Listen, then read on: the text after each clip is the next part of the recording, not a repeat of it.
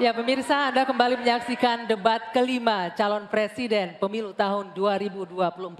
Dan kita masih akan melanjutkan sesi tanya jawab antar calon presiden. Tentu saja masih sesuai dengan subtema malam hari ini, pendidikan, kesehatan, ketenagakerjaan, kebudayaan, teknologi informasi, kesejahteraan sosial, dan inklusi.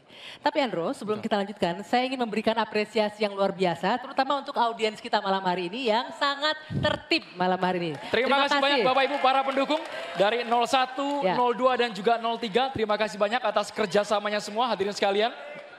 Oke, kita juga akan melanjutkan sesi tanya jawab dan sekali lagi mengingatkan capres untuk menghindari ataupun kalau menggunakan terminologi dan singkatan dielaborasi terlebih dahulu ya. Kami kembali mengundang para calon presiden untuk menuju ke podium.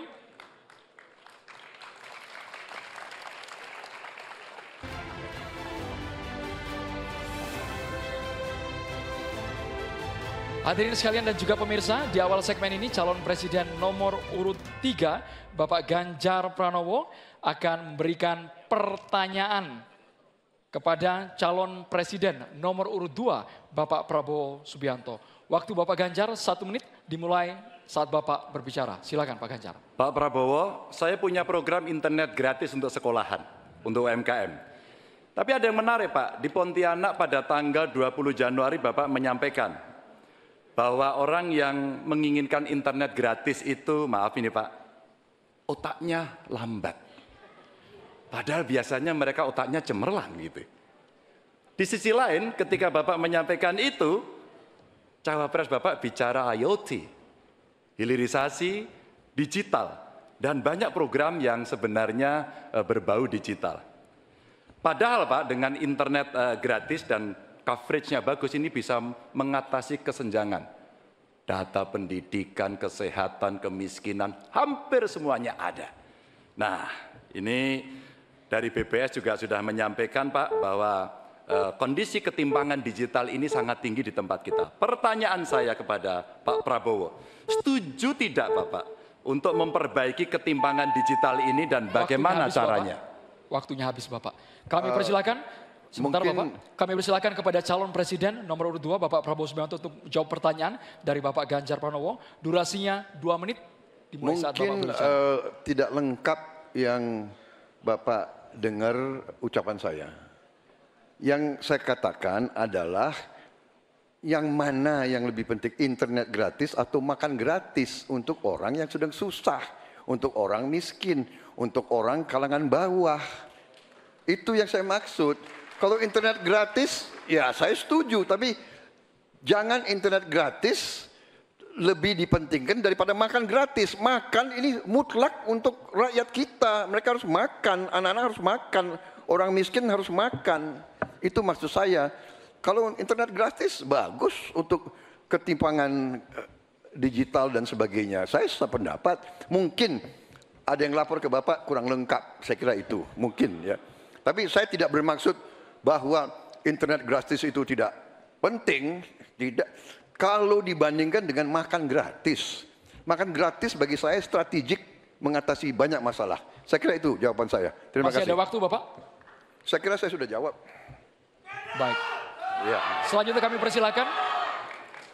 Mohon tenang hadirin sekalian, kami persilakan kepada calon presiden nomor urut 3 Bapak Ganjar Pranowo untuk menanggapi. Inilah hebatnya kalau coverage internetnya bagus Pak. Jejak digital tidak akan pernah hilang Pak Prabowo. Maka statement Bapak yang hari ini mencoba mengklarifikasi rasa-rasanya di publik sudah lewat Pak. Karena pertanyaan Bapak itu sangat clear dan membandingkan itu. Maka kalau kita berbicara bahwa orang yang pilih internet gratis otaknya maaf lambat, saya kira statement itu sangat sadis. Dan tentu saja apa yang mesti kita lakukan Pak? Ada kurang lebih 12.000 desa yang masih blank spot. Padahal kita ingin mendigitalisasi banyak hal untuk memberikan fasilitas. Ya pendidikan, ya kesehatan ya. Dan 2 kementerian ini yang kita siapkan hari ini untuk jadi contoh. Kenapa? Karena relatif datanya lengkap. Kalau kemudian kita ingin membuat negara ini maju jauh lebih cepat. Terima kasih. Kami persilakan kepada Capres nomor 2, Bapak Prabowo untuk menanggapi jawaban dari Bapak Ganjar Pranowo. Waktu Bapak 1 menit dimulai saat Maaf berbicara. Pak Ganjar, saya tegaskan kembali. Dalam konteks internet gratis, kalau dibandingkan dengan makan gratis, mana yang lebih diprioritaskan? Maksud saya adalah makan gratis diprioritaskan. Bukan berarti internet gratis tidak penting. Sama sekali tidak. Saya apabila jadi presiden, saya akan bawa internet gratis ke seluruh desa di seluruh Indonesia. Jelas itu. Tapi makan gratis untuk anak-anak Indonesia dan ibu-ibu hamil itu strategik, itu utama bagi saya. Terima kasih. Masih ada waktu Bapak, ingin dimanfaatkan? Cukup? Cukup. Ya, selanjutnya kita akan beralih ke Capres nomor urut 1, Pak Anies Baswedan yang akan bertanya ke Capres nomor urut 3, Pak Ganjar Pranowo. Silakan Pak Anies, pertanyaannya dimulai 1 menit dari Anda berbicara.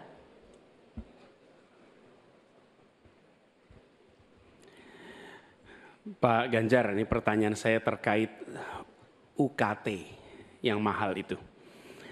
Kampus memang seharusnya merdeka dan memerdekakan.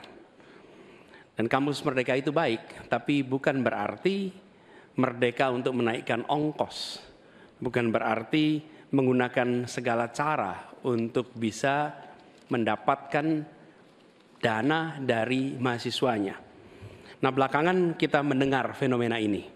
Bahkan ada yang kesulitan membayar UKT sampai harus malah dianjurkan untuk menyelesaikan lewat pinjol. Nah, bagaimana pendapat dan pandangan Pak Ganjar melihat problem pendidikan tinggi di Indonesia ini? Silakan Pak Ganjar. Ya, silakan waktunya 2 menit Pak Ganjar untuk menjawab. Terima kasih Pak Anies.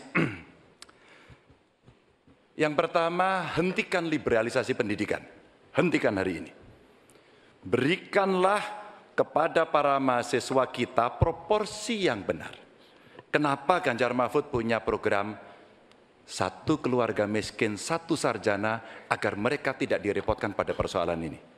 Dan Pak Anies tadi betul, ikhtiar para mahasiswa hari ini agar dia tetap bisa sekolah adalah ngutang. Dan pinjol ternyata menjadi problem, dan saya sepakat kami diskusi beberapa waktu lalu dengan para mahasiswa di Jogja, ini menjadi cerita utama. Pak Ganjar, apa kemudian yang bisa kita dapatkan ketika kemudian kita harus memacu diri agar nasib kami jauh lebih baik? Karena kami tidak bisa mendapatkan akses yang mudah di situ. Saya ingin mengangkat kembali sebenarnya. Dulu era senior-senior saya, senior-senior kita saya kira, termasuk kakak saya sendiri. Dia punya KMI kalau tidak salah waktu itu. Kredit Mahasiswa Indonesia. Dan kalau tidak salah kakak saya sampai hari ini ijazahnya tidak pernah diambil juga. Karena itu dia lulus menggunakan kredit yang sangat murah, diberikan skim oleh pemerintah, dan modelnya seperti Yarnen, bayarnya setelah panen. Panennya apa? Ketika dia sudah lulus. Maka liberalisasi yang mesti dihentikan ini menurut saya mesti juga diimbangi dengan proporsionalitas kepada mana yang mampu dan mana yang kurang mampu. Yang kurang mampu mesti mendapatkan intervensi dari pemerintah, dan tentu saja apa yang mesti dikerjakan oleh perguruan tinggi pun dia harus bisa menunjukkan bahwa UKT ini dengan klaster-klaster pembiayaan seperti ini diperuntukkan untuk kalangan yang memang sesuai dengan strata mereka. Begitu. Cukup? Baik. Saya berikan kesempatan berikutnya untuk Pak Anies menanggapi jawaban dari Capres nomor 3. 1 menit, silakan dimulai dari Anda bicara. Ya, terima kasih. Bagus Pak Ganjar. Kami teruskan. Jadi kami melihat pendidikan tinggi sebagai supplier pembentukan kelas menengah Indonesia. Negara harus menempatkan pendidikan tinggi itu sebagai eskalator sosial ekonomi. Jadi kalau cara pandangnya begitu, maka biaya pendidikan tinggi ada 2 penyedianya. 1 orang tua, 1 negara. Nah, unsur negara harus lebih besar. Negara ambil alih biaya itu. Bukan justru malah dibebankan ke universitas. Supaya apa? Dosen, pimpinan universitas bekerja pada pendidikannya, pengajarannya, penelitiannya, pengabdian masyarakat. Biayanya negara yang masuk. Ini sebagai investasi. Nanti negara itu dapatnya pendapatan dari mana? Ketika mereka menjadi kelas menengah, mereka bekerja, mereka memberikan pajak bagi negara, tapi bukan pendapatan ketika mereka sedang sekolah. Jadi negara menciptakan universitas sebagai eskalator sosial ekonomi. Itu kira-kira juga dilakukan. Baik, kami berikan kesempatan terakhir untuk Capres nomor urut 3 memberikan tanggapan dari respon Pak Anies. Silakan Pak Ganjar, 1 menit dari Anda berbicara. Kalau kita ingin membangun dan basisnya adalah sumber daya manusia, saya kira tidak boleh diingkari bahwa betul pendidikan adalah investasi. Jangan dihitung-hitung sebagai sebuah kos. Maka kalau kemudian saya mau berbagi pengalaman di Jawa Tengah, kenapa saya cari keluarga miskin agar anaknya bisa sekolah langsung kerja. Kami mulai dari SMK karena alhamdulillah kami mampu untuk mengcover itu. Ada SMK Jateng, mereka sekolah 3 tahun dan lulus. Kami ingin tingkatkan ini. Kemana? Ke perguruan tinggi. Agar mereka kemudian bisa jauh lebih baik lagi. Dengan cara itu, ruang-ruang publik kehadiran negara khususnya dalam bidang pendidikan inilah yang bisa kita berikan kepada mereka. Hari ini yang kita tuju adalah bagaimana kebijakan ini berpihak kepada yang lemah. Apakah itu si miskin, apakah itu kelompok perempuan, apakah itu penyandang disabilitas. Sehingga mereka bisa mendapatkan akses pendidikan tinggi dengan murah. Baik, silakan selanjutnya. Selanjutnya hadirin sekalian, calon presiden nomor urut 2 Bapak Prabowo Subianto, kami persilakan untuk bertanya kepada calon presiden nomor urut 1 Bapak Anies Baswedan. Waktu Bapak 1 menit dimulai saat Bapak berbicara. Pak Anies, kita mengerti tadi bahwa angka kematian atau usia hidup Indonesia termasuk cukup memprihatinkan, dan ini masalahnya adalah karena kekurangan dokter. Apakah Bapak setuju dengan gagasan saya untuk secara besar-besaran mengirim 10.000 anak-anak kita ke luar negeri dengan beasiswa penuh untuk belajar kedokteran dan sains, teknologi dan engineering mathematics sebagai langkah darurat untuk mengatasi kesulitan ini dalam waktu yang sesingkat-singkatnya. Terima kasih. Masih ada waktu Bapak? Cukup? Silakan Bapak Anies Baswedan untuk langsung menjawab pertanyaan dari Bapak Prabowo Subianto. Waktu Bapak 2 menit untuk menjawab, silakan. Iya. Prinsip untuk meningkatkan kompetensi kami setuju Pak. Karena kompetensi yang meningkat bagaimanapun juga akan bermanfaat. Nah, isunya adalah kita harus melihat apa yang menjadi urgen hari ini. Dan di situ harus berbicara dengan siapa? Berbicara dengan stakeholder. Negara punya kewenangan, tapi sekali lagi pengetahuan dan situasi di lapangan kita harus berbicara dengan stakeholder. Siapa itu? Asosiasi profesi, kemudian Kementerian Kesehatan, dinas di daerah, kemudian para aktivis, para pengamat, para pakar. Kumpulkan datanya, lihat apa yang menjadi kebutuhan.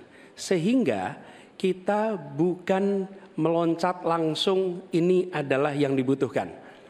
Kenapa? Karena seringkali yang kita anggap sebagai kebutuhan belum tentu di lapangan itu menjadi kebutuhan. Tapi prinsip pengembangan kompetensinya setuju Pak. Dan bila memang diharuskan untuk belajar ke luar negeri, maka go ahead. Tapi bila dibalik, profesor yang dibawa ke sini, institusinya dibawa ke sini juga tidak masalah. Karena dengan begitu proses belajar itu akan terjadi. Jadi kami melihat pengembangan kompetensi itu baik. Jangan tapinya memastikan sesuai dengan data yang ada supaya apa yang kita investasikan bisa menjawab kebutuhan. Jadi ada unsur pentingnya, ada unsur urgensinya. Kita kerjakan mana? Yang dapat dua-duanya, yang urgen dan yang penting, supaya hasilnya bisa langsung kita manfaatkan untuk Indonesia. Begitu jawabannya kira-kira Bapak. Terima kasih. Masih ada waktu Bapak? Cukup? Ingin dimanfaatkan?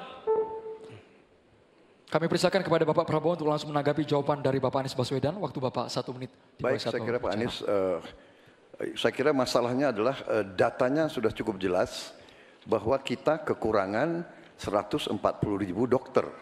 Sebagai contoh, di Atambua ada satu rumah sakit yang seharusnya ada 16 dokter, dokternya hanya 1 orang. Jadi dia kewalahan. Dia harus melayani 3 kabupaten.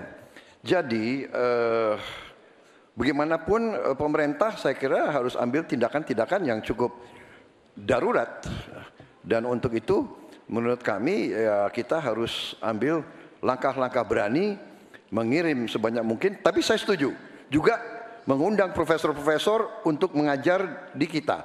Jadi saya usulkan bahwa dari 92 fakultas kedokteran kita tingkatkan menjadi 300 fakultas kedokteran. Jadi saya kira usul Pak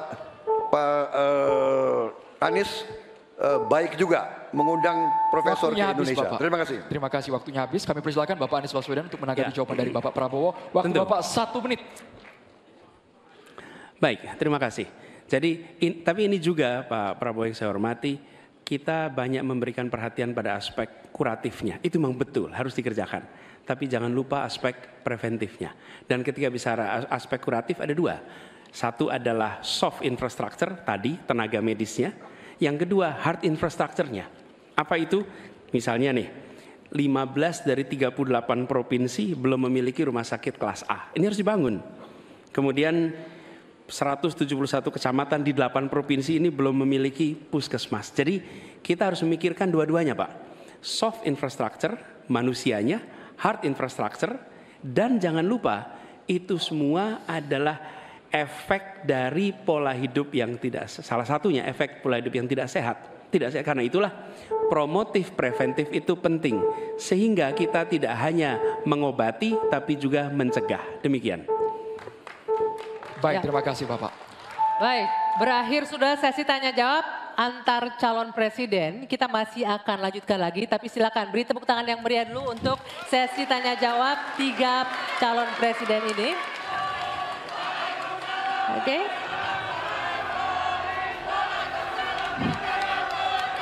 Ya, baik. Bapak, Ibu, dan juga hadirin, sudah ada 3 fase yang kita lewati. Mulai dari menyampaikan visi, misi, dan program kerja. Kemudian menjawab pertanyaan dari panelis dan berinteraksi satu sama lain. Masih ada 1 sesi lagi, kita akan mendengarkan bersama pernyataan penutup dari masing-masing calon presiden. Betul, tahan dulu, kami akan kembali di debat kelima calon presiden pemilu tahun 2024.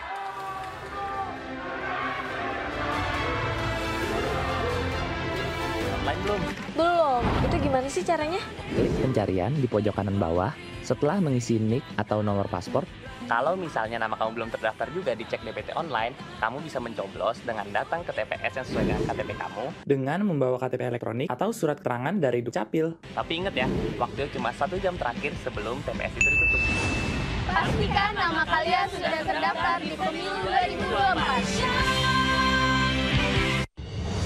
Mari kita sukseskan pemilu 2024 dengan datang ke TPS pada tanggal 14 Februari 2024. Mari kita berpartisipasi, jangan golput, gunakan hak suara kita dalam pemilu 2024.